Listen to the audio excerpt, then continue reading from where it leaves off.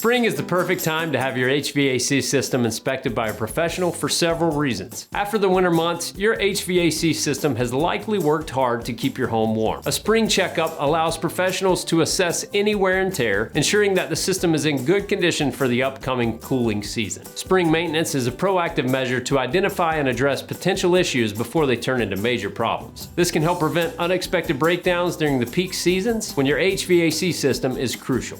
Here's what a professional checkup entails: cleaning components, checking refrigerant levels, and inspecting the overall functionality of your HVAC system. Running your AC in the hot temperatures can be very demanding on your HVAC system, so having your system inspected can ensure that your air condition functions effectively in the demands of the heat when you need it the most. Now, every HVAC system does have a life expectancy. By catching those issues before they become problems, with regular spring maintenance, you can increase the lifespan of your HVAC system significantly. Finally, an efficiently running HVAC system consumes less energy, thus leading to potential energy savings on your utility bills.